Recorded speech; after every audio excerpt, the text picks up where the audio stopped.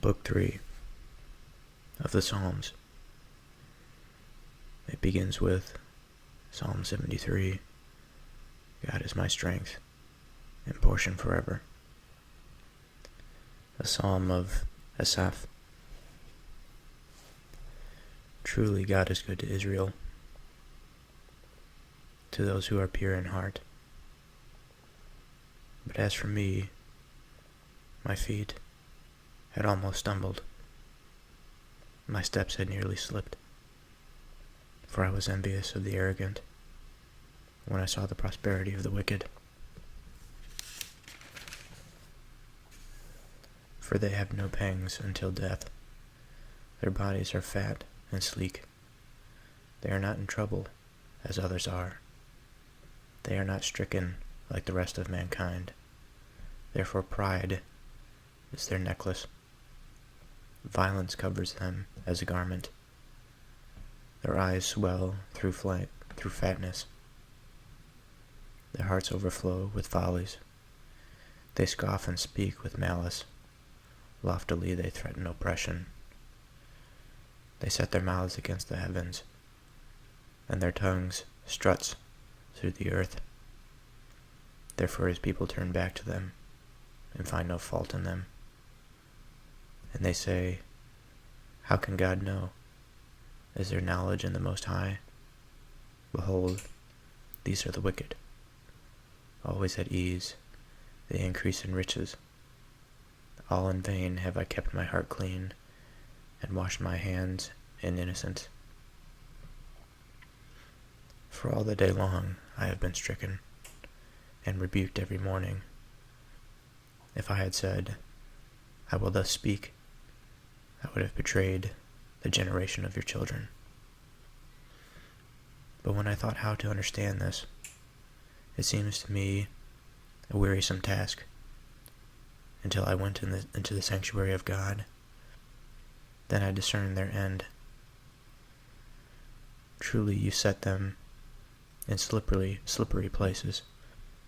You make them fall to ruin. How they are destroyed in a moment, swept away utterly by terrors, like a dream when one awakes. O Lord, when you rouse yourself, you despise them as phantoms. When my soul was embittered, when I was pricked in the heart, I was brutish and ignorant.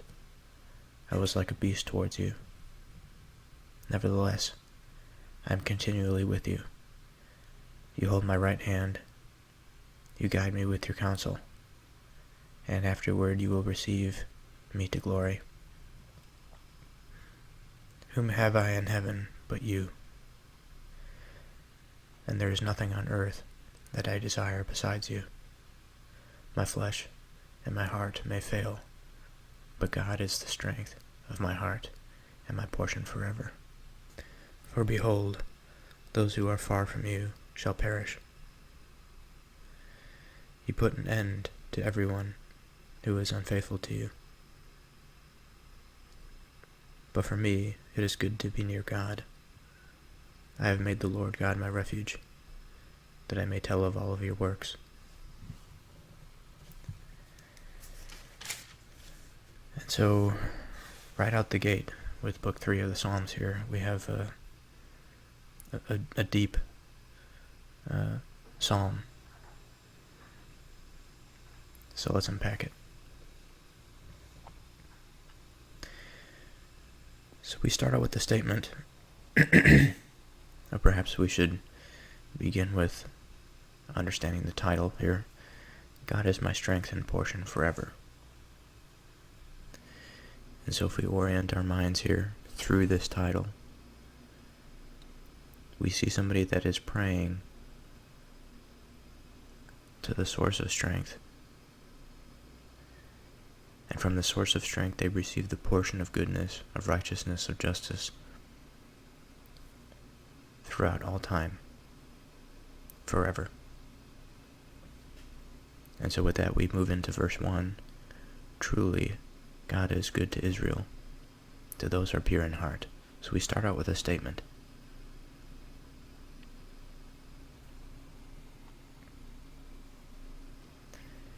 we may ask, well, why is God good to Israel and to those who are pure in heart?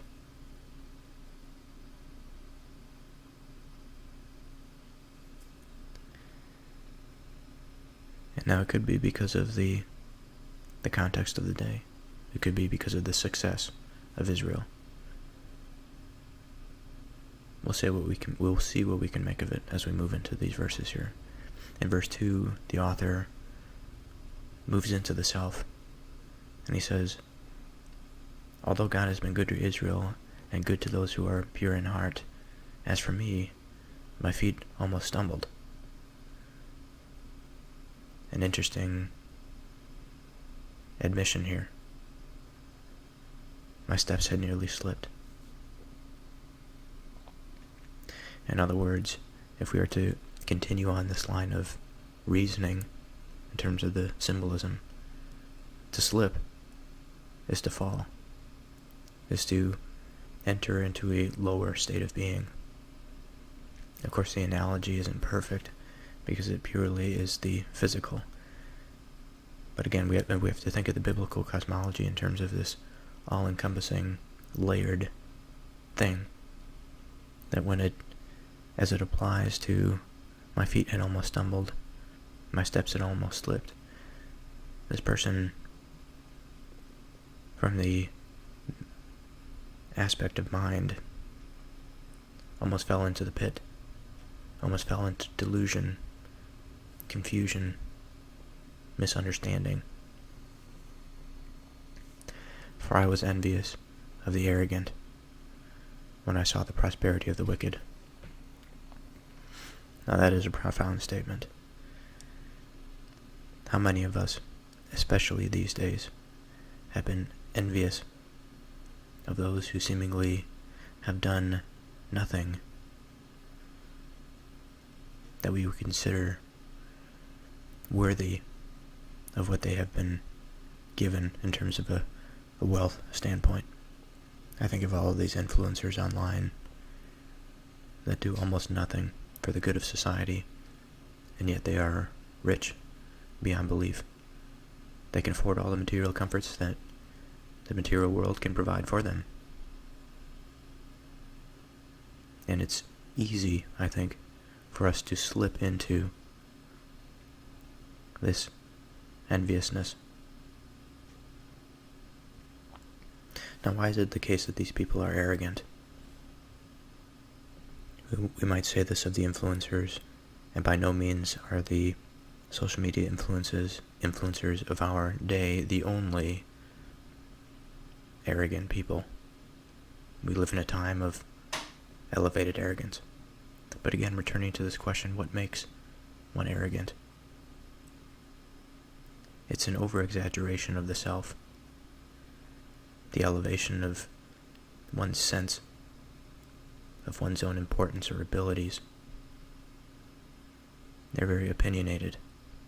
They're conceited, haughty individuals. And certainly, if one is to be envious of this sort of thing, then one is to desire to be like or to be jealous of their possessions and want to be like or in the position of the arrogant, which would mean that we would have to assume that way of being. We'd have to assume that exaggerated sense of one's own importance and an elevated sense of their abilities. And of course, in the case of the influencer, their importance is nothing that we can build a society on when push comes to shove. When the famine is at the doorstep, when the army is at the gates, there is nothing that these people have produced that will provide us with any sort of salvation, deliverance. And by the way, famine and war are not nearly all-encompassing of the potential dangers that confronts humanity. In the modern day, there are no shortage of dangers that come from the pollution of the conscious mind through perhaps state and non-state actors through the internet, through propaganda, through intelligence agencies, through corrupted bureaucracy, corrupted institutions that rob the individual mind from seeing the light.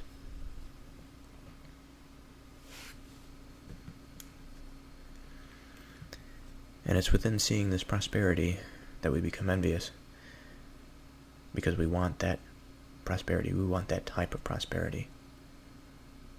And it leads us into the way of being of the arrogant. For they, referring to the arrogant, have no pangs until death. Their bodies are fat and sleek.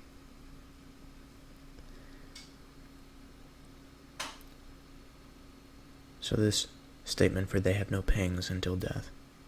A pang is a sudden, sharp, or painful emotion. A sort of stab in the emotional sense. Or in the physical sense.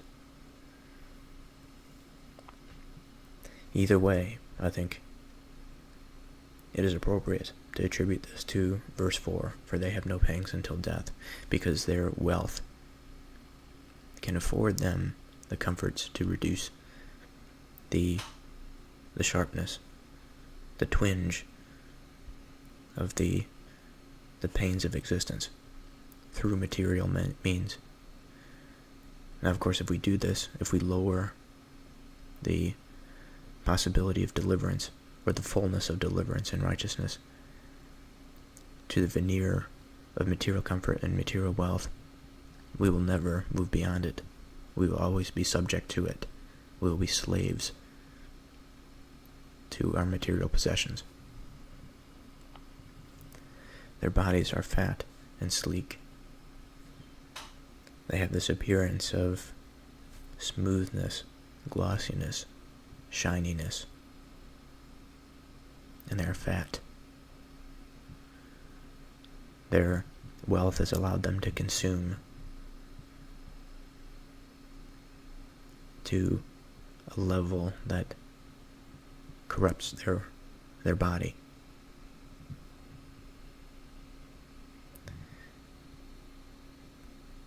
They are not in trouble as others are. They are not stricken like the rest of mankind. Therefore pride is their necklace. Violence covers them as a garment. And so when we say pride is somebody's necklace, what might this mean? So pride is this pleasure, this joy, this delight, this fulfillment. And I would say overinflation in this context of a particular part of the self. And that particular part of the self is the ego. The thing that drives the self-importance. The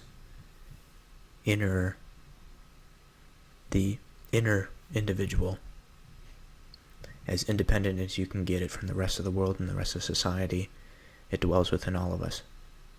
If we inflate that thing as we inflate a balloon, we make it larger in the consciousness of our minds.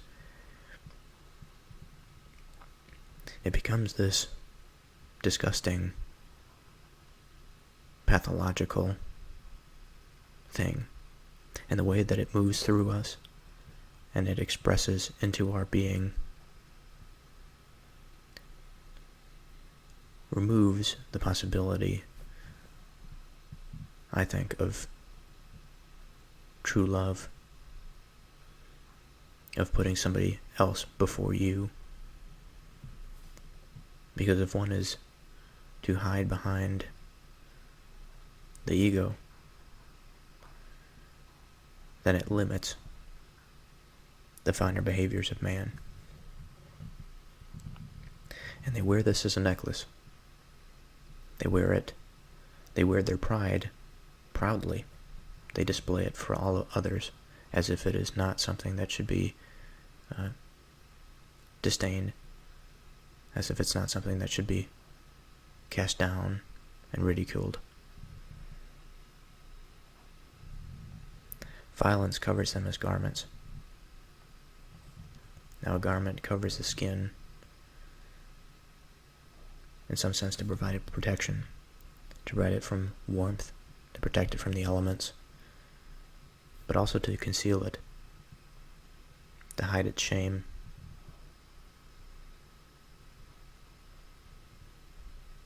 To give it a certain appearance. And so violence covers them in this way. It protects them from the insults of nature, whether that be an external foe or what have you. Violence is what they turn to solve their problems. Their eyes swell out through fatness. Their hearts overflow with follies. They scoff and speak with malice. Loftily they threaten oppression. They set their mouths against the heavens, and their tongues strut through the earth. So verse 7 and 8 here we see what it really means to be a prideful person. Their eyes swell through their fatness, meaning this sort of swelling, this filling up, this fullness that they get comes from their fatness. It comes from their indulgence into their material life.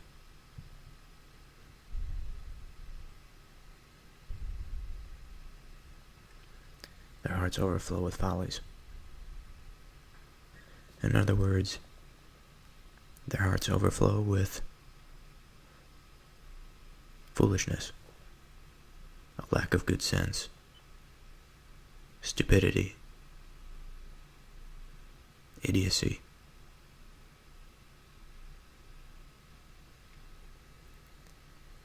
They scoff and they speak with malice. Loftily, they threaten oppression.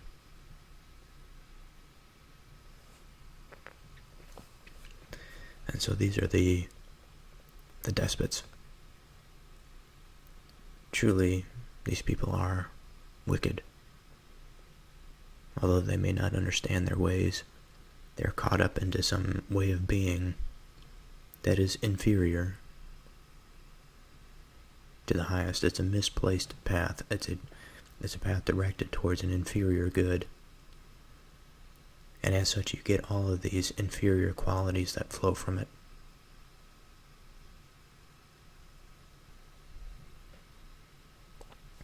They set their mouths against the heavens, and their tongue struts through the earth. And so this verse here, verse 9, is full of symbolism. So to set a mouth against heaven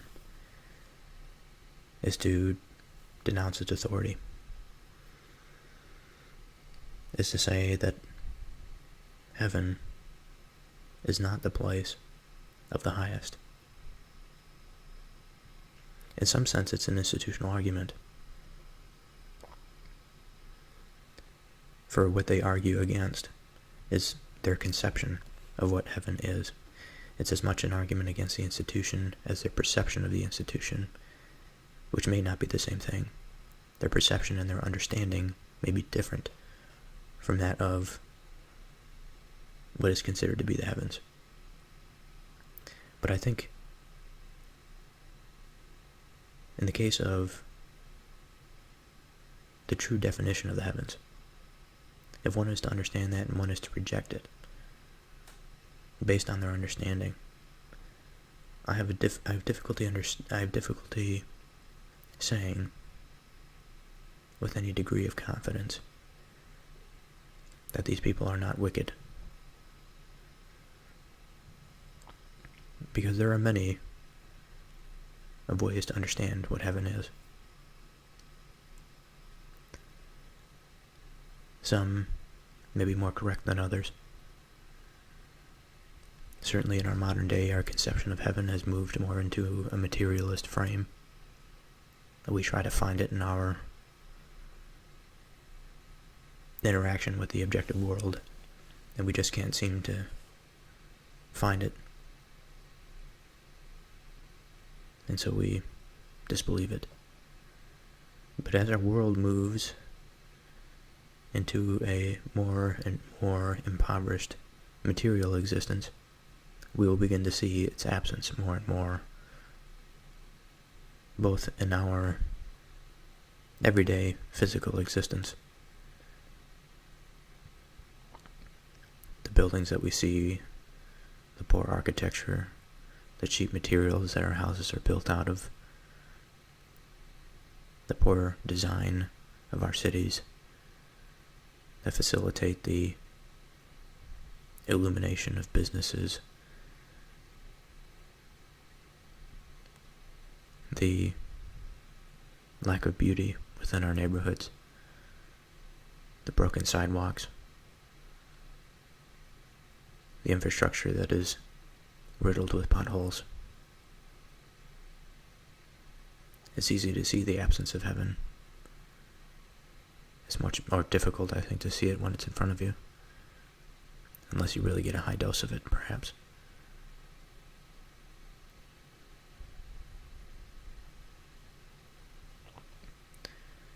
Perhaps I would say that that previous statement might not exactly be true.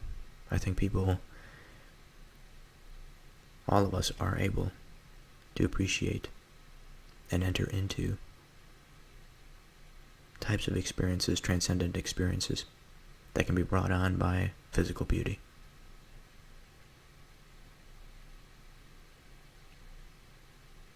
A lofty thing, no doubt, to design something of such physical beauty that it takes one's breath away. But there are places in our reality that contain this beauty for those who are attuned to appreciate it. Anyway,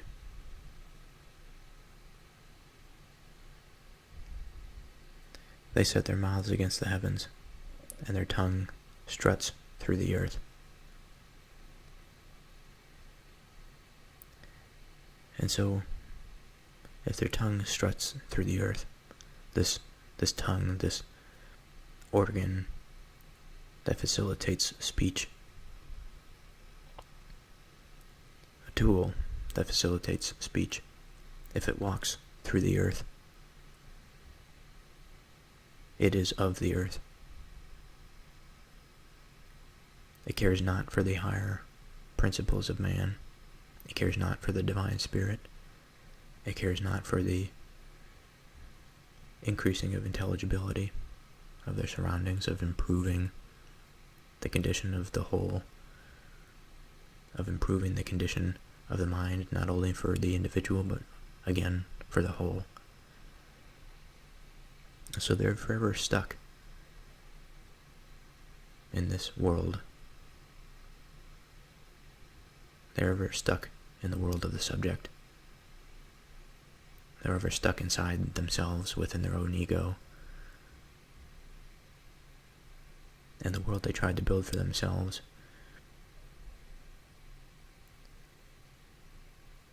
is from that view. They say,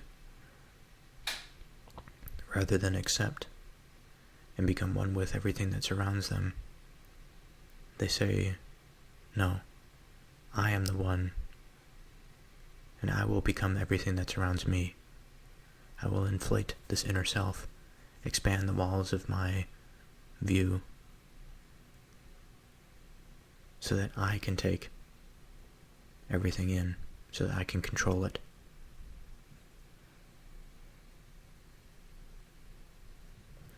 And they say, how can God know? Is there knowledge in the Most High?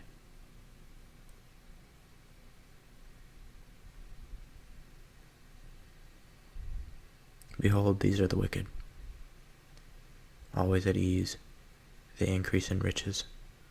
All in vain have I kept my heart clean, and washed my hands in innocence. For all the day long I have been stricken and rebuked every morning. I have said, I will speak thus.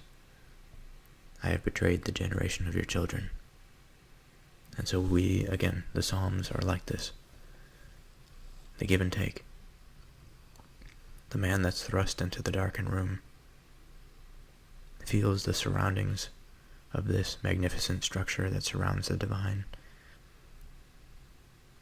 And slowly he illuminates its form. He is not the divine, but he can see it, he can appreciate it, he can listen to it once he sees it, once he hears it. And so here we see one of the potential ways of the wicked, those that are stuck to the earth. They are stuck within their own self, their ego, their pride. They're stuck within their riches.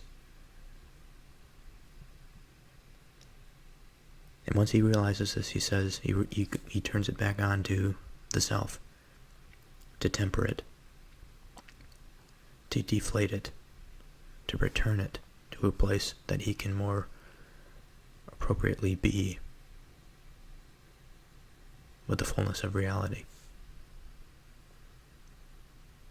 And in a sense, he gives forth an apology. He apologizes to the future generations for his behavior. He recognizes that he's been stricken and rebuked.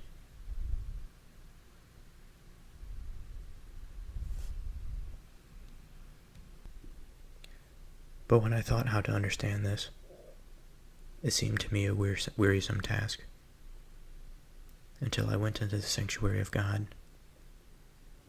Then I discerned their end. And so he's thinking, when I thought about my own potential failings, when I thought about why I was potentially slipping, when I thought about the wicked, the arrogant, the prideful, the conceited, it seemed to me a wearisome task. It seemed difficult to surmount this problem until I went into the sanctuary of God. Then I understood. I could discern.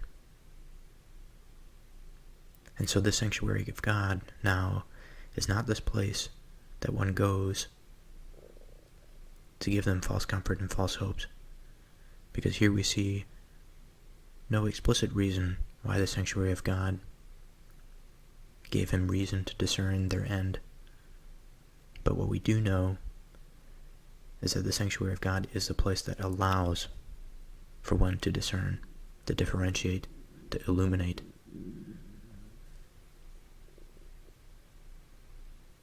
And that is enough. Because it is possible for the human being to find themselves in such a state of mind that they cannot even see the higher picture, to zoom out and to view both positions, the position of the author and the position of the wicked, and to understand their relationship and how to change, how to break from it. If one doesn't have the insight to zoom out far enough to see it, then one cannot change. They'll forever be stuck inside of that. And so it's this telescoping effect of the human mind. And we could see how science might emerge from something like this. Certainly we call it this sort of objective reasoning, this reductionism.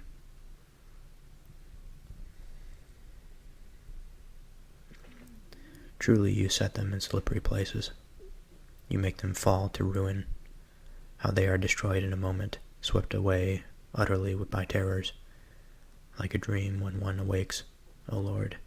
When you rouse yourself, you despise them as phantoms. When my soul was embittered, when I was pricked in the heart, I was brutish and ignorant. I was like a beast towards you.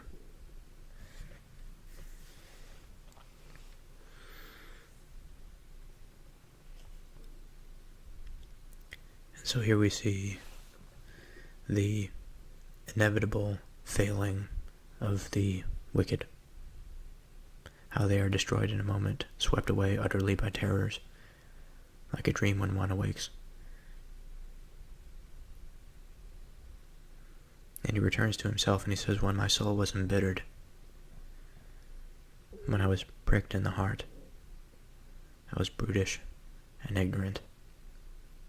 In other words, I could not see. I was like a beast towards you, an unthinking animal, violent. Nevertheless, I am continually with you. You hold my right hand, you guide me with your counsel, and afterward you will receive me to glory. Whom have I in heaven but you, and there is nothing on earth that I desire besides you. And so this is a beautiful statement. A man that is bound to earth in a certain way, this certain relationship of the heavenly conscious mind that has been birthed out of seemingly nothingness, to suddenly recognize that here I am, able to perceive it. I'm going to be guided by the ultimate form of perception, that is God. And that on this earth, there's nothing more to desire of this heavenly principle within my mind, the mechanism that allows for the heavenly principle to descend through me. There's nothing on this earth that I desire besides you. My flesh and my heart may fail, but God is the strength of my heart and my portion forever. We sort of return to the title there. For behold, those who are far from you shall perish. You put an end to everyone who is unfaithful to you. But for me, it is good to be near God. I have made the Lord my refuge, that I may tell of all of your works. Now the last thing I would say about this psalm is the following. There are no shortage of instances, believers and unbelievers, that are tested in ways that they do not understand. Truth faithfulness is a breath of fresh air. It is a breath of returning to a place of understanding, seeking understanding, the very facilitatory, if that's a word, mechanism through which one can understand their circumstance, and that one can sacrifice bits of their self for something greater than themselves, something that will lead to a greater enrichment down the line. And everyone that does not do this, eventually, even though their day in the sun may be had, and they may be entirely corruptible, they may be a tyrant, they may have all the power in the world, eventually their day will come to an end. Because they don't understand. They can't see what is great. Now truly the dangerous individuals are those that can see quite high, and yet not quite high enough. Because they are, in a sense, beyond most of humanity in terms of understanding. And yet, a slight deviation from the path at the highest of heights can lead one into the worst of hells. I think of the story of Lucifer and of Satan, a fallen angel, a being of supreme divinity, close to the source of it all, falls away from it. And now it's the source of all evil of mankind. Interesting imagery. Psalm 74. Arise, O God, defend your cause. A maskil of Asaph. O God, why do you cast us off forever? Why does your anger smoke against the sheep of your pasture? Remember your congregation, which you have purchased of old, which you have redeemed to be the tribe of your heritage. Remember Mount Zion, where you have dwelt. Direct your steps to the perpetual ruins. The enemy has destroyed everything in the sanctuary. Your foes have roared in the midst of your meeting place. They set up in their own signs for signs. They were like those who swing axes in a forest of trees, and all its carved wood they broke down with hatchets and hammers. They set your sanctuary on fire. They profaned the dwelling place of your name, bringing it down to the ground. They said to themselves, "We will utterly subdue them." They burned all the meeting places of God in the land. We do not see our signs. There is no longer any prophet, and there is none among us who knows how long, O God, is the foe to scoff? Is the enemy to revile your name forever? Why do you hold back your hand, your right hand? Take it from the fold of your garment and destroy them. Yet God, my King, is from old, working salvation in the midst of the earth. You defied the sea by your might. You broke the heads of the sea monsters on the waters. You crushed the heads of the Leviathan. You gave him as food for the creatures of the wilderness. You split open springs and brooks. You dried up ever-flowing streams. Yours is the day, yours also the night. You have established the heavenly lights and the sun. You have fixed all boundaries of the earth. You have made summer and winter. Remember this, O Lord, how the enemy scoffs, and a foolish people reviles your name. Do not deliver your soul of your dove to the wild beasts. Do not forget the life of your poor forever. Have regard for the covenant, for the dark places of the land are full of the habitations of violence. Let not the downtrodden turn back in shame. Let the poor and needy praise your name. Arise, O God, defend your cause. Remember how the foolish scoff at you all the day. Do not forget the clamor of your foes, the uproar of those who rise against you, which goes up continually. Okay, so what can we make of this? Beginning with the title, Arise, O God, defend your cause. In my mind, for a person to make a statement such as this, it would seem that it comes from a place of angst, a place of instability, potential conflict, violence perhaps. There is something that needs defending, something that is in danger. That is the cause of the righteous man. And so I think that this prayer is one that we often see in the Psalms, that when the righteous undergo this oppression from their surroundings, they appeal again to the higher nature. O God, why do you cast us off forever? Why does your anger smoke against the sheep of your pasture? So quite the statement there, almost passive-aggressive it seems. O God, why do you cast us off forever? It's an interesting thought to ask of the divine being, why do you cast us off forever? And I think that implies not necessarily that the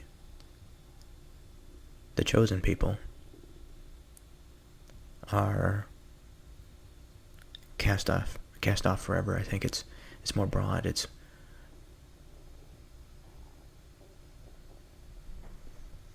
It has to do with humanity. Because it would not be the case that God casts off the chosen people for the sake of the wicked. But rather, it is the condition of man to struggle. And within their fallen nature, within their struggle, it appears that they are cast off continually. They continually find themselves into a state of oppression. Their backs are against the wall. And, you observe this pattern long enough, the question certainly arises, "Oh God, why do you cast us off forever?" And when we get into the second line, then it becomes more specific. "Why does your anger smoke against the sheep of your pasture?" Now it's specific. Now it is, the chosen people are the sheep. Your pasture is for us. And so why does your anger smoke against us? Why does it burn our land, rob us of food? Rob probably is not the right word. Deprive us of food. Remember your congregation, which you have purchased of old, which you have redeemed to be the tribe of your heritage.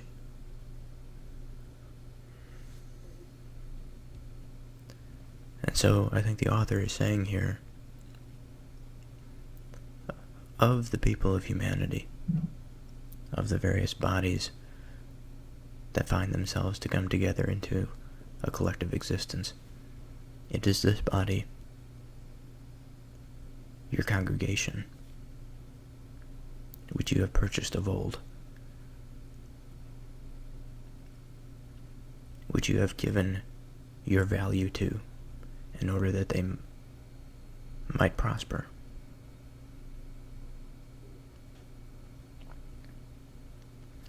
Which you have redeemed to be the tribe of your heritage.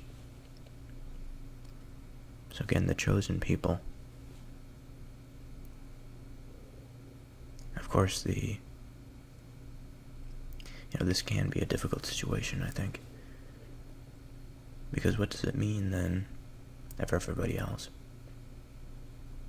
Of the rest of humanity that is not the chosen tribe? And to that I would say, I think that thus far, the teachings of the Bible that are largely grounded in experience, a very long history of suffering, of success, of failure, of continual striving. It's sufficiently broad to recommend a way of being that I think is conducive to any individual, regardless of where they are from, as long as they have the ear to hear it. Because fundamentally, it is about orienting the human being into a way of being that orients them to the highest principles of our nature. And of course, the highest principles of our nature is something that's wound up in our culture. This is something that we discuss. This is something that we debate upon, that we use our reason, we use all the tools at our exposure that the conscious mind affords to determine these. And in that, we formulate our conception of the divine, and we live accordingly. So it's exclusive to the wicked only. But those who wish to be redeemed and to be saved, it is entirely inclusive. Remember Mount Zion, where you have dwelt. Direct your steps to the perpetual ruins. The enemy has destroyed everything in the sanctuary. And to remember this sanctuary, this place that a person can go, whether physically in a temple or mentally within their mind, in their darkened bedroom, with their hand over their heart, For this to be destroyed is a terrible thing, because it means that this place no longer exists for a person to go, for the mind to go, to be as one should be. It prevents the practice of establishing a pillar upon which people can orient themselves, a place of stability that they find readily stabilizing and comforting, and facilitates their growth as individuals, and as of families, and as of tribes, as of nations, as of people, as of humanity.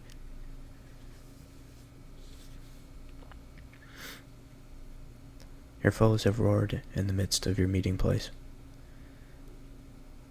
They have set up their own signs for signs. This sort of idolatry, elevation of false gods, a false pattern recognition, or a wholly limited pattern recognition, like the old polytheists.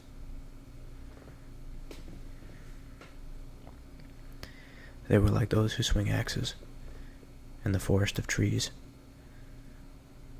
and all its carved wood they broke down with hatchets and hammers. And so what might this mean? These two verses, they were like those who swing axes in a forest of trees. That is, they were cutting them down because either they were in their way or they were required to do so for their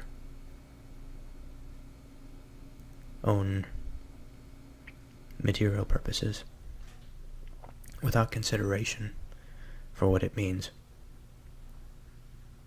In and of itself, swinging the axe in the forest, I don't think is necessarily a bad thing. However,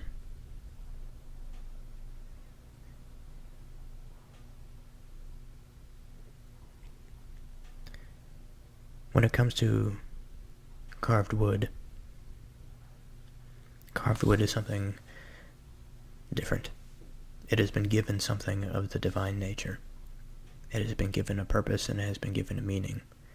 I think about the table that I sit at. It has a certain design. Its form is of a certain shape. It supports the microphone that I speak into. It supports the laptop that I record this into. It supports the book that I learn from. It supports the lamp that I use to illuminate it. It supports the electrical devices that power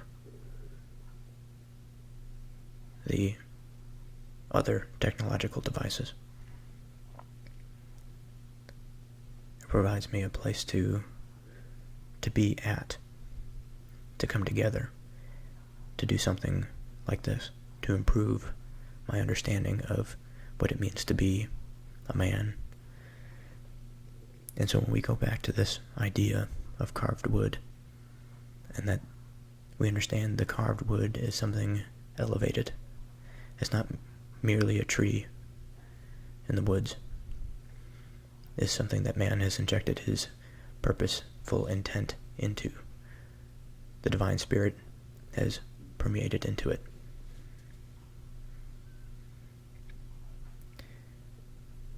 And all its carved wood they broke down with hatchets and hammers.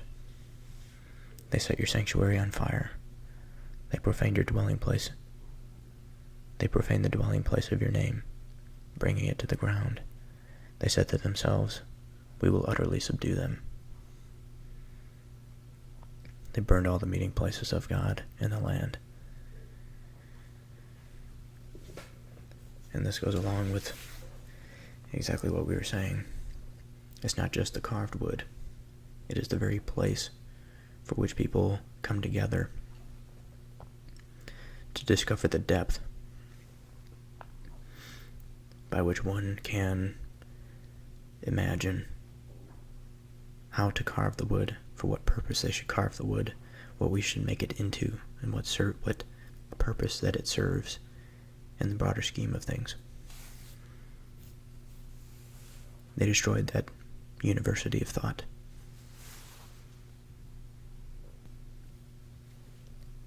And so we understand the question, "Oh God, why do you cast us off forever?"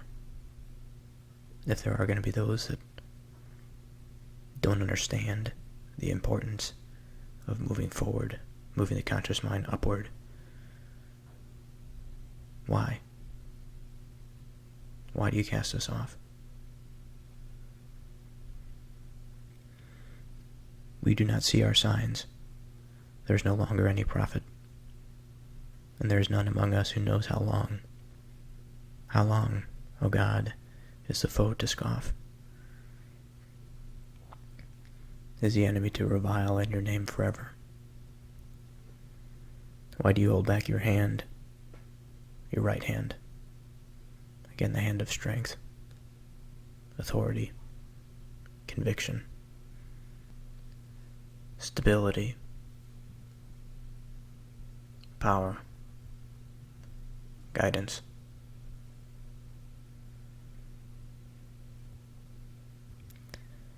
Take it from the fold of your garment and destroy them.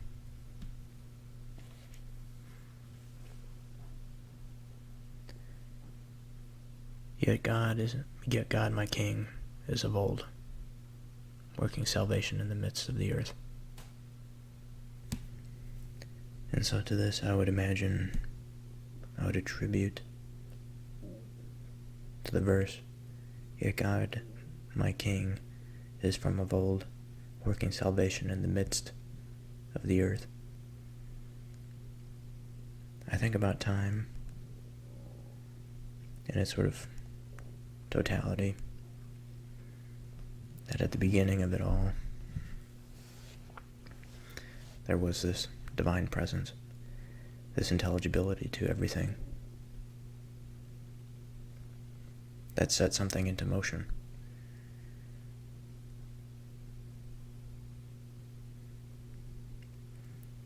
The God of old sort of, I think, implies a certain understanding of change that happens through time, and the myriad of patterns that reemerge and seemingly dive beneath the surface, only to reemerge again like this never-ending undulation of reality, of the material world as it moves in and out of its various forms, into life itself as it moves in and out of its various forms, into man as he moves in and out of his various ways of being.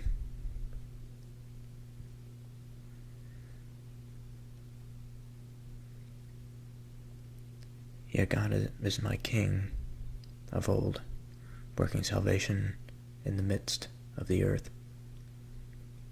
In the midst of the earth. And to be in the midst of something, you are at the center of it. You are in the middle of it.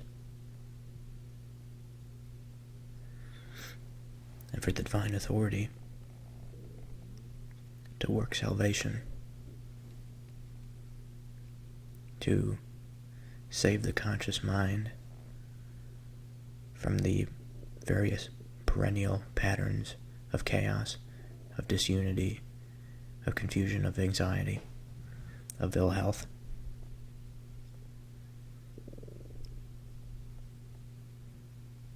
The divine authority works this salvation in the middle of the earth, in the middle of that instability.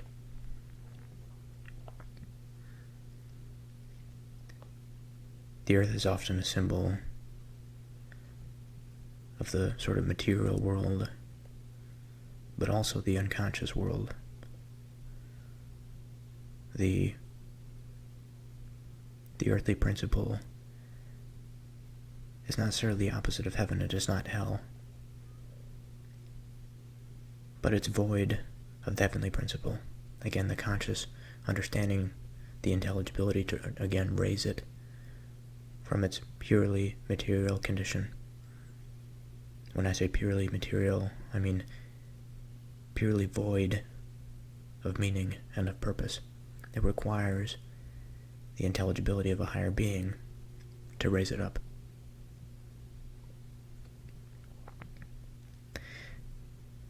And so the being of all beings provides salvation in the middle of that confusion. It's the center point from which people can perceive. It's the very beginning of knowledge. It's the very beginning of understanding. And so we can see how fundamental this is to the consciousness of man.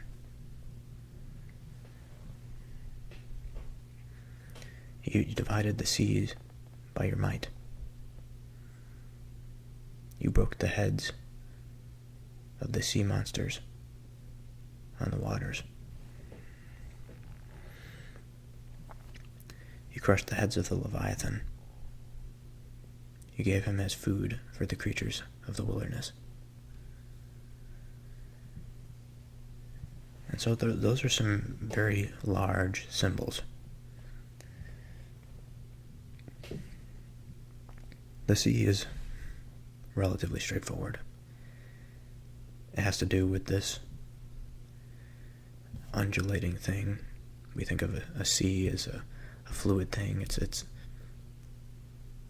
has a torrent to it. It has a flow. It is not easily contained.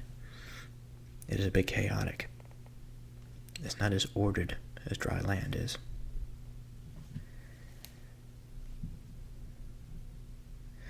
And so it says, you divided the seas by your might. You have brought a degree of order to it. You have surmounted the barrier that confronts us. I think of the Israelites' exodus from Egypt and the separation of the Red Sea, so that the Israelites can cross through it, and the Egyptian chariots are swept up as the Israelites make their way across. And so what this symbolizes, on one hand, is the power that comes from faith. Faith in the idea of salvation, to be free from unjust oppression. To have faith in what's right, to stand up for it. But also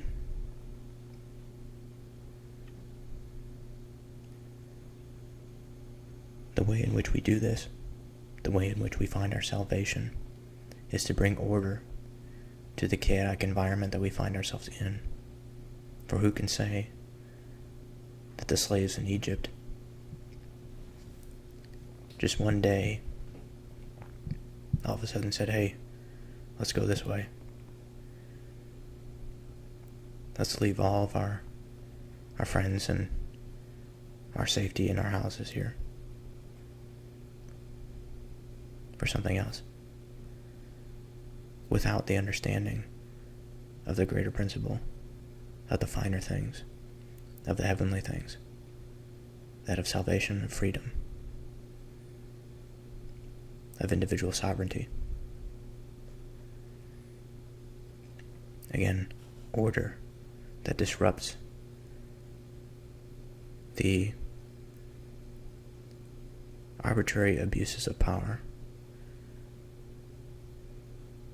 by those that find themselves in a position in which they can exercise that authority and that power that in our modern day becoming less and less so, unfortunately, but certainly in the time of our revolution, the American Revolution, we said that this power should be attributed to none other than to that of God.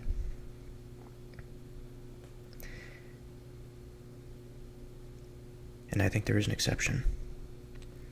The exception has to do with the organization at scale.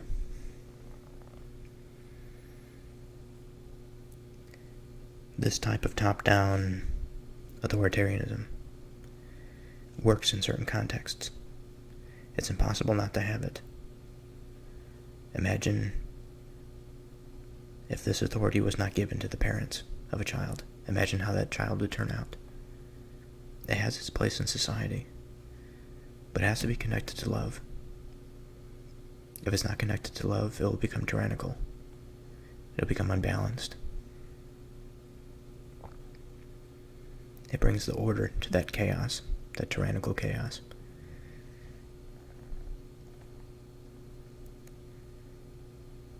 And so, in our day, we necessarily separate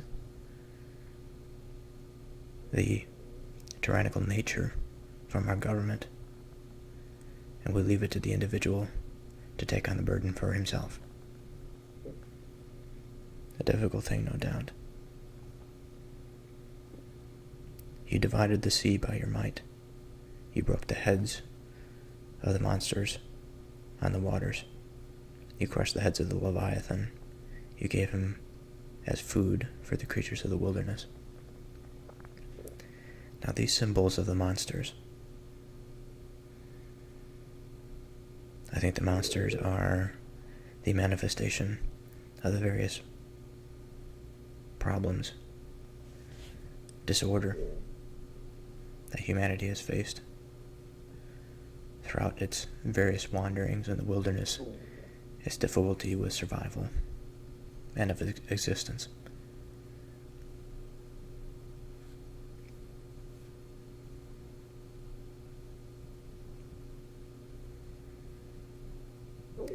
The Leviathan, I think, can be viewed as a symbol of power and of chaos and destruction that must be overcome and defeated in order for humanity to reach the next level of understanding, of stability, of being. Now, I particularly like the line, "You crushed the heads of the Leviathan. You gave him as food for the creatures of the wilderness." So again, this symbol of chaos and disorder, to crush the head of that, to crush the head of chaos and disorder, is, I think, inherently to reduce that state, to reduce that chaos and that disorder and that destruction, and to give that as food to the creatures of the wilderness, I think gives the creatures of the wilderness an increased intelligibility. It gives them a way of being in their environment that allows them to succeed. And I think within this sort of understanding can come in sort of an evolutionary time scale type understanding. Of course, we can't interpret everything through an evolutionary lens, I believe, but we can see the beginnings of this way of reasoning at this scale. The scale of the spiritual is vast.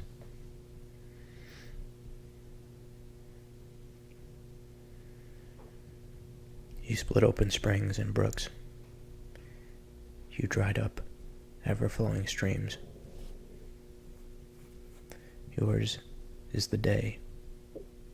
Yours also the night. You have established the heavenly lights and the sun.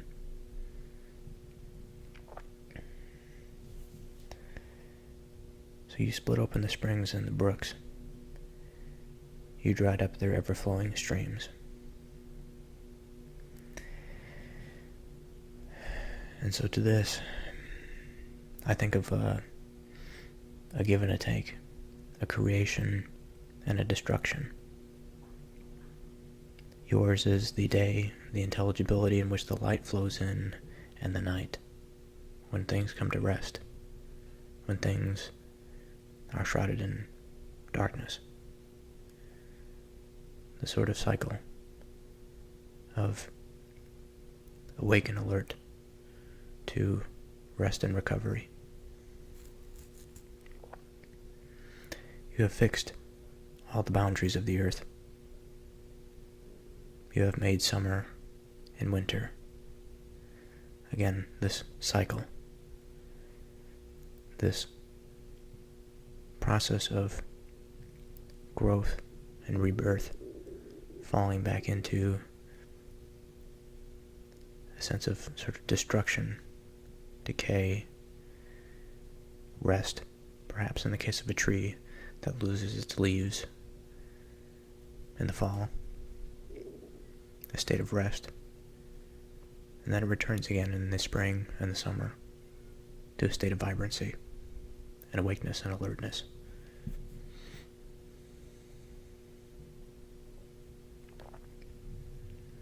Remember this, O Lord, how the enemy scoffs, and a foolish people reviles your name. Do not deliver the soul of your dove to the wild beasts. Do not forget the life of the poor forever. So it's fairly straightforward there.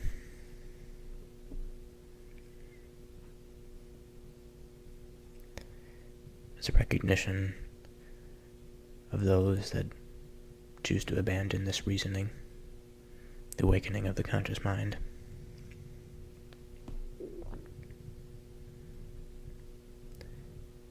Do not deliver the soul of your dove to wild beasts.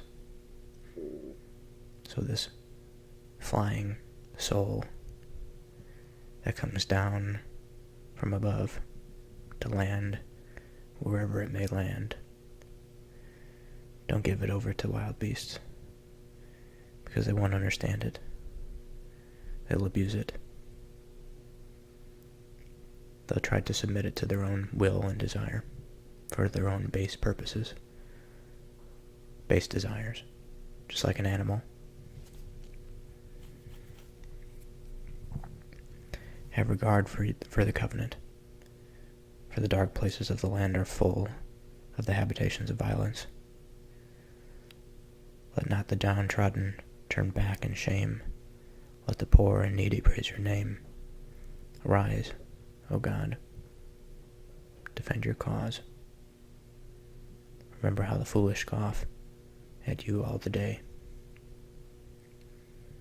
Do not forget the clamor of your foes, the uproar of those who rise against you, which goes up continually.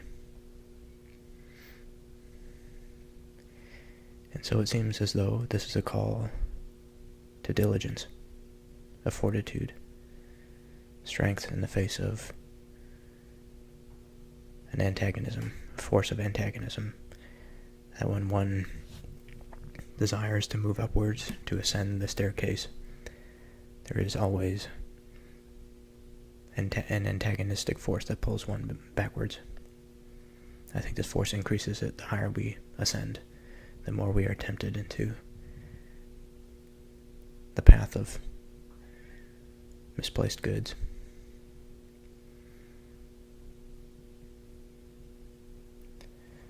Psalm 75. God will judge with equity. To the choir master, according to Do Not Destroy, a psalm of Asaph, a song. We give thanks to you, O God. We give thanks. For your name is near. We recount your wondrous deeds. At the set time that I appoint, I will judge with equity. When the earth totters, and all its inhabitants, it is I who keep steady its pillars. I say to the boastful, do not boast, and to the wicked, do not lift up your horn. Do not lift up your horn on high, or speak with haughty neck. For not from the east, or from the west, Not from the wilderness comes lifting up, but it is God who executes judgment, putting down one and lifting up another. For in the hand of the Lord there is a cup with foaming wine well mixed, and he pours out from it, and all the wicked of the earth shall drain it down to the dregs. But I will declare it forever. I will sing praises to God of Jacob. All the horns of the wicked I will cut off, but the horns of the righteous shall be lifted up. You know, when I read the title, God will judge with equity, I think of the unfortunate postmodern term equity. This sort of equality for all in all circumstances that ignores personal effort and individual striving and true worth of the individual for what they have put forth. Now, of course, these two terms of equity are in a world of different context. The one is of the divine. It's placed in its proper place. The other lies within a free society, within the heart of every individual. And in the second case, this principle that has found its way into our hearts, I think, is a bit corrosive. It's like a poison that does not fit with the structure of society. Perhaps if we had a purely top-down society, that would make more sense. But it seems as though we've tried it in the 20th century, and it didn't seem to work. And so this question of equity needs to be given again to its proper place, to the place beyond man, regardless of his perceived expansion of mind into new heights of enlightenment. It is always, at every time, beyond us, beyond our grasp.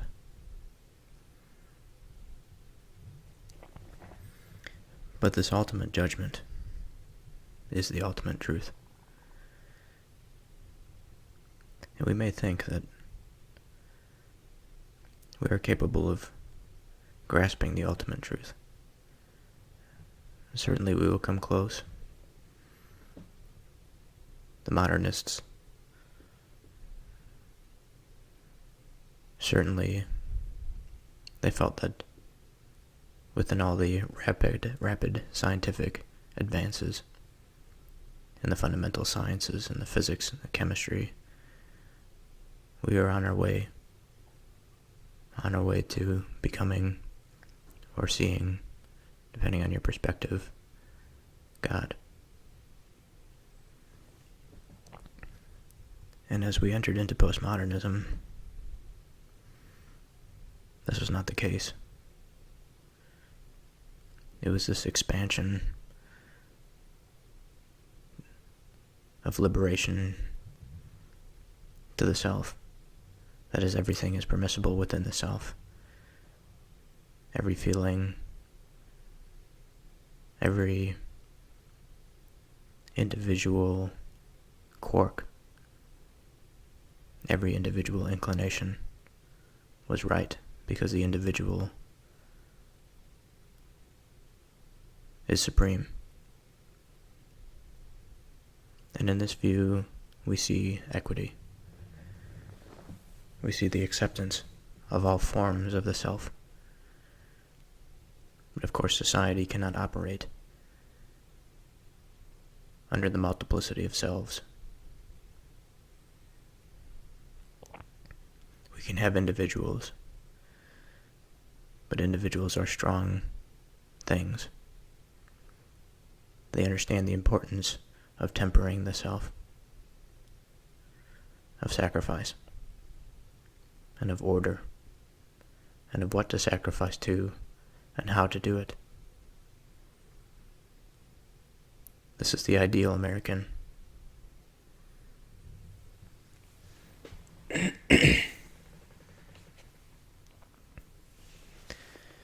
We give thanks to you, O God. We give thanks, for your name is near. We recount your wondrous deeds.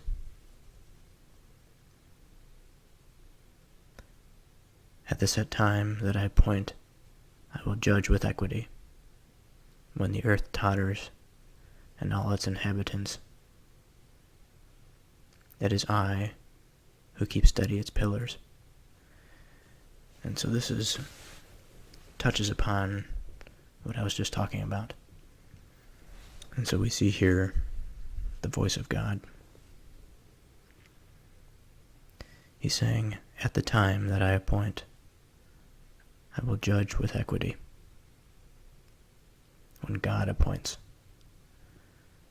that means when the pressure has built, when the time has come for the necessity of true leadership, of humanity's rightful course of action, his new revolution of thought. All will be laid bare. All will be open to criticism. He will be the judge with equity. Nature's way of realignment. The earth totters, and all of its inhabitants. It is I who keep steady its pillars.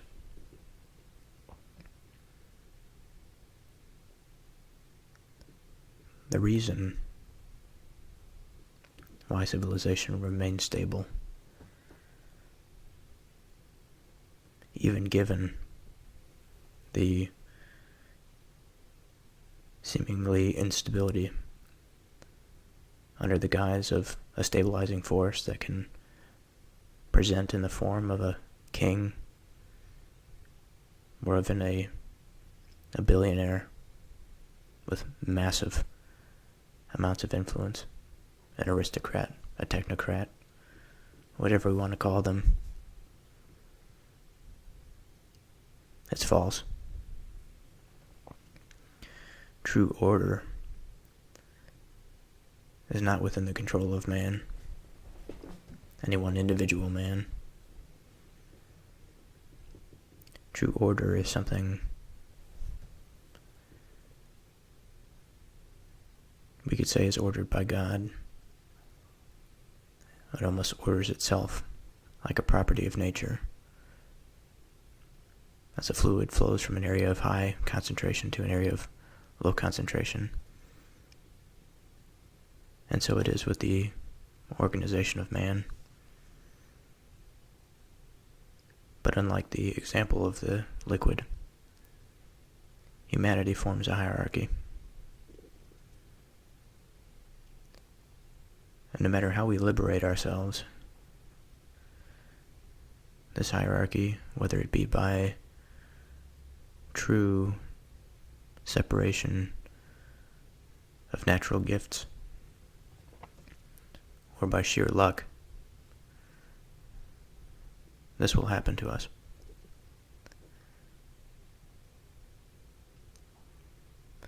And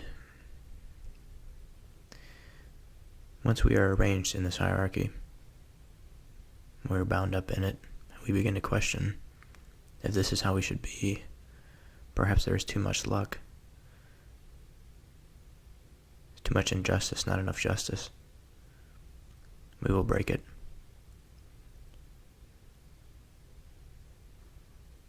It's just as easy to see a case in which we can have a sovereign king that is just to his people,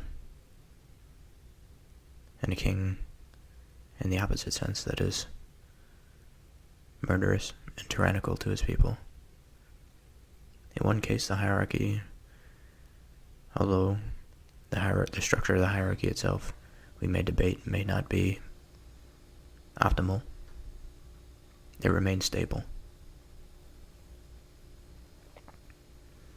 And in the other, unstable. And violence erupts. The degree of tyranny increases. Violence ensues. Revolutions occur.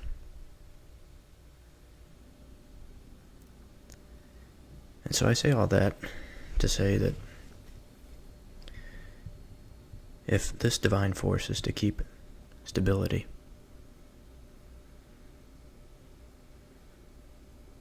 it's a lofty statement. It certainly challenges one's faith, because it seems so disorienting that I myself seemingly lose grip on this pillar. Because what exactly does it mean? What does it look like? I find myself in this darkened room, stumbling across the objects within it. I have found myself to be confident at the lower level of the divine. I feel in the right direction, at least, for how I should orient myself to it. But once I move up to a new level, as I feel like the psalm is prompting me to do, I again have difficulty finding the pillar.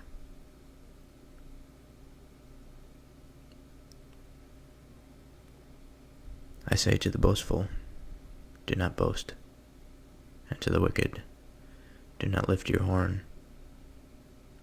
Do not lift up your horn on high, or speak with haughty neck. And here we have an answer that can ground us.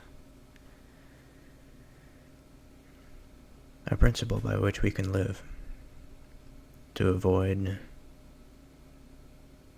the most uncertain flow that the river takes once it's unleashed from the mountain. This mountain symbolizing the conscious mind of man, and this flow of river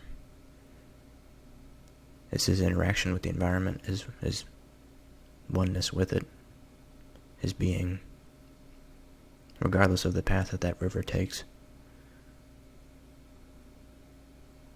We must be able to understand where we are and be satisfied, be content. So I say to the boastful, do not boast. And someone that is boastful is someone that talks with excessive pride and self-satisfaction about one's achievements. These are the braggers, the gloaters, the show-offs. And to the wicked, do not lift up your horn.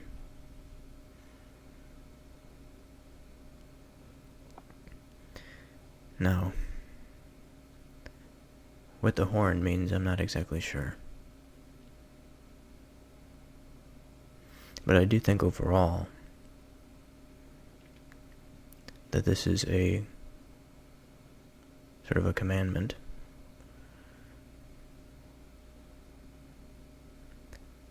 not to be prideful, to remain modest, remain humble, avoid arrogance. Do not lift up your horn on high, or speak with a haughty neck. Don't speak out of pride.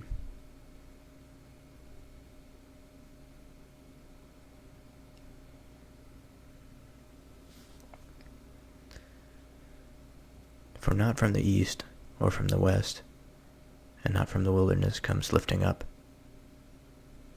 but it is God who executes judgment, putting down one and lifting up another.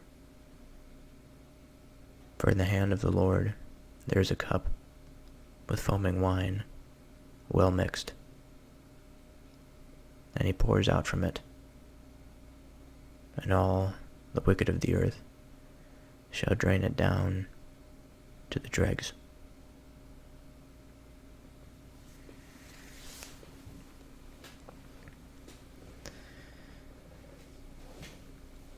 So verse 6, for not from the east or from the west, and not from the wilderness comes lifting up, but it is God who executes judgment, putting down one and lifting up another.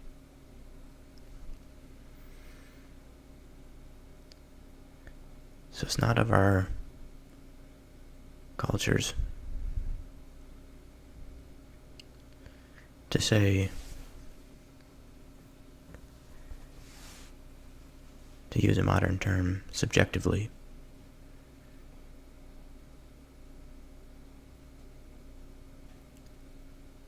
that one's behavior is right or wrong. It is in a sense objective. It is something that we can gain from our reality through observation, through insight,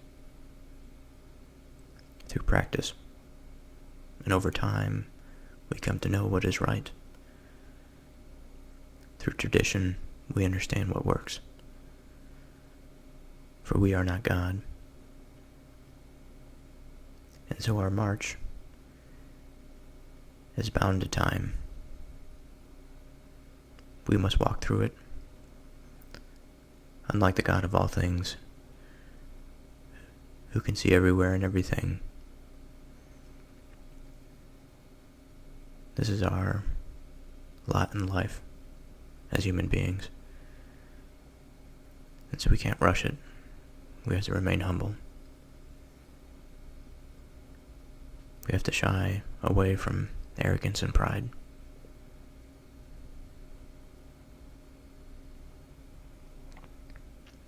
For in the hand of the Lord there is a cup of foaming wine, well mixed, and he pours out from it, and all the wicked of the earth shall drain it down to the dregs. An interesting verse.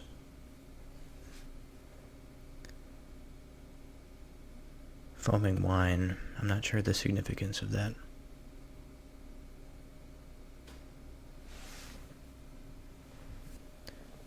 But I will say that wine normally does not foam. And so it is perhaps possible that something has been added to this wine, as it does say that it is well mixed. And whatever it is that was added to this wine may cause it to foam. And whatever it is that may be causing it to foam may not be conducive to human flourishing. Perhaps it is a poison. And he pours out from it, and all the wicked of the earth shall drain it down to the dregs. So drink it in its entirety. And so they shall perish. This is my interpretation of it. But I will declare it forever. I will sing praises to God of Jacob. All the horns of the wicked I will cut off, but the horns of the righteous shall be lifted up.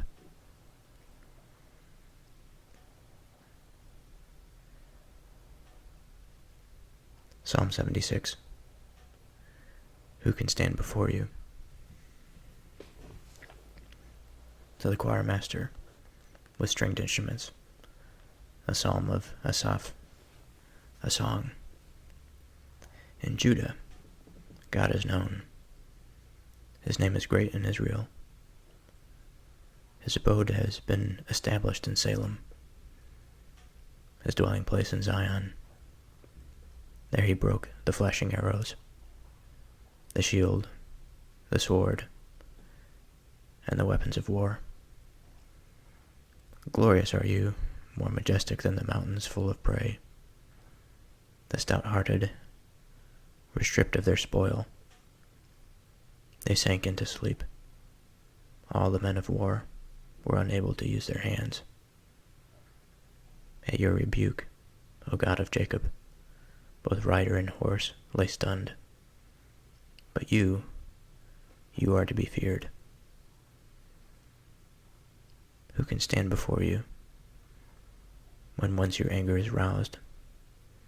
From the heavens you utter judgment. The earth feared and was still when God arose to establish judgment, to save all the humble of the earth. Surely the wrath of man shall praise you. The remnant of wrath will be put on like a belt.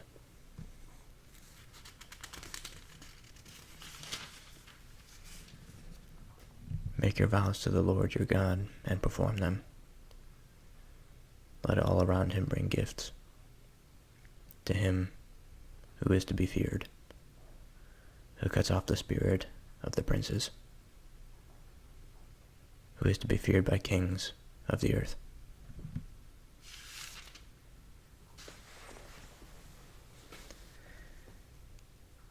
And so I think this is a fairly straightforward psalm.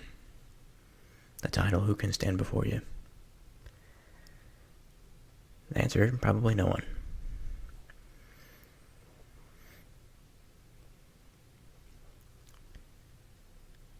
His abode has been established in Salem, his dwelling place in Zion. There he broke the flashing arrows, the shield, the sword, and the weapons of war. And we have to imagine, I have to imagine, as a man, if we did not have all this fancy material, housing, air conditioning, heating, refrigerators, microwaves, ovens. And I laid my head to rest on some cloth within a tent, with my family close around me, and my neighbors close around them, within this town.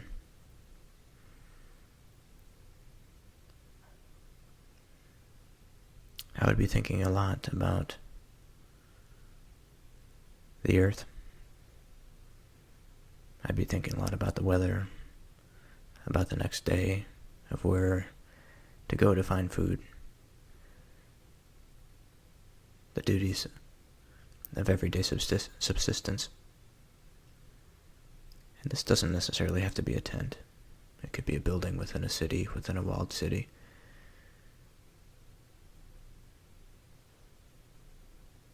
But that of the ancient world. And in this separation, I think there's a bit of a appreciation for what it might have meant philosophically to win a battle, to win a war, especially when one is outnumbered, especially when one comes to a land where they are not wanted, especially when one comes to a land and all lands around them they're not wanted in. And so they have to plant the seed. They have to hammer the stake into the earth and make a stand, even though enemies are all about them and they mean to do them harm. And so when it is the case that triumph occurs, the flashing arrows are broken, the shield, the sword, and the weapons of war are broken. It's a victory. it is reason to believe that what they are doing is right. Of course, there are a multitude of reasons why they might have succeeded, but it is a reason, no less.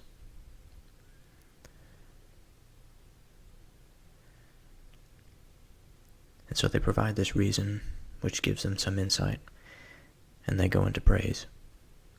Glorious are you, more majestic than the mountains full of prey. The stout-hearted were stripped of their spoil, they sank into sleep. All the men of war were unable to use their hands. At your rebuke, O God of Jacob, both rider and horse lay stunned.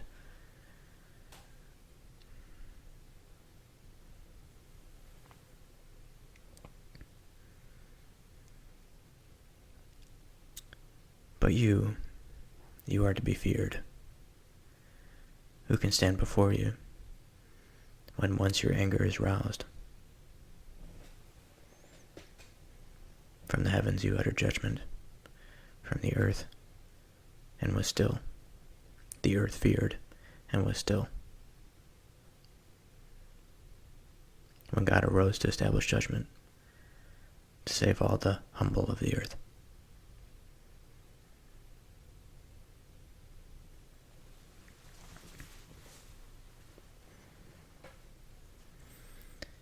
And so you see this appeal to the absolute truth again.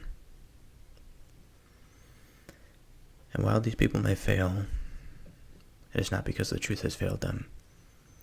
It is because their nature has failed them. Their fallen nature. And this judgment, what a difficult thing it must have been. What a difficult thing it is. I struggle with it every day. This judgment of what is right, of where to find it, of how to receive it. It's difficult, very difficult. And what it must have meant in the heat of battle, when life is on the line, a man must have a heavy reason to do it, to fight.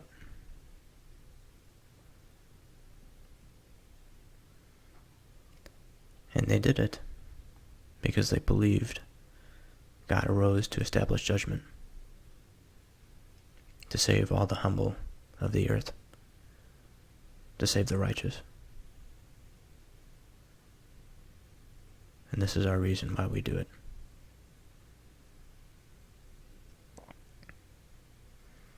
Of course, it doesn't mean that if one considers themselves to be righteous, that therefore they're right.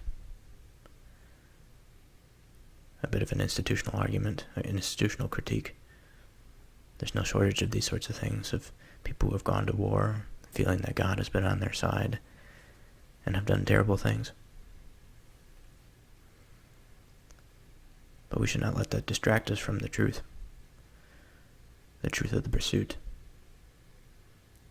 the wanting to feel whole and a part of the greater world and the greater reality, to feel connected and to have a greater understanding of what it means to be, of what it means to love, of what it means to have a family and have friends that are close.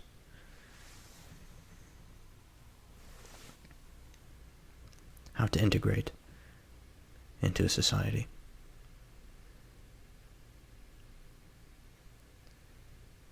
Surely the wrath of man shall praise you. The remnant of wrath you will put on like a belt.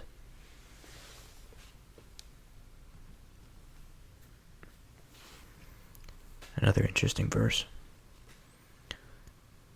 The wrath of man. This extreme anger, rage, fury, indignation.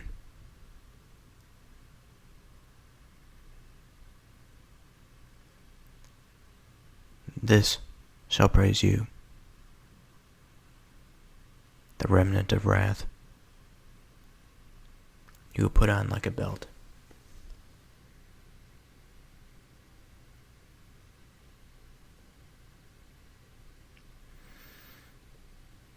And so why would God take the anger of man and wear it as a belt, to have it surround him, to hold him?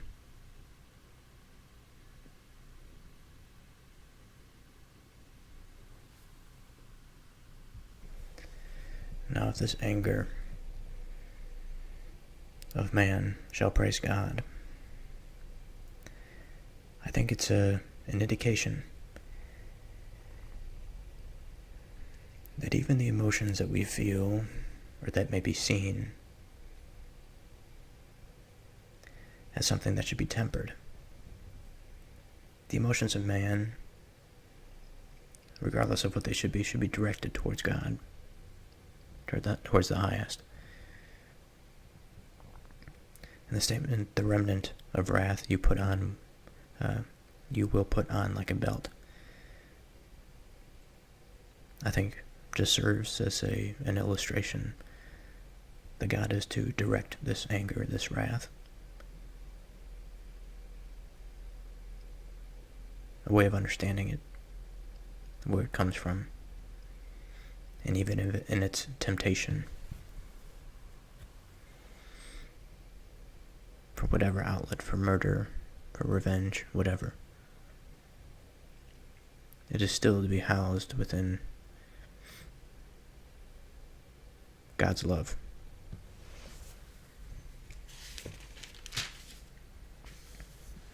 Whatever that might look like. Make your vows to the Lord and perform them. Let all around him bring gifts. To him who is to be feared, who cuts off the spirit of princes, who is to be feared by the kings of the earth. Now that last verse I think is powerful. A spirit is a lofty thing, I think, in our language. To cut off the spirit of a prince is to destroy his influence, whether individually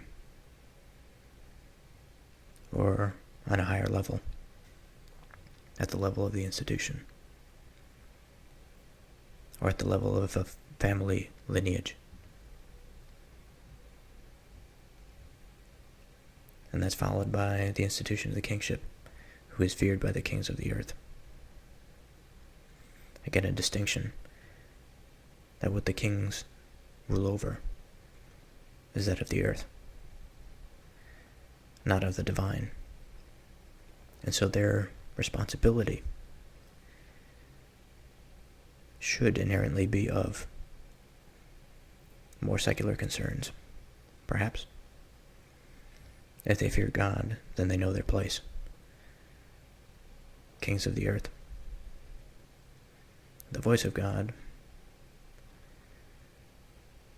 comes to us through ritual, participation, being, and not subjection through some divine arbiter. Though that does not mean we should reject a teacher. I think what it does mean is that we should reject a tyrant.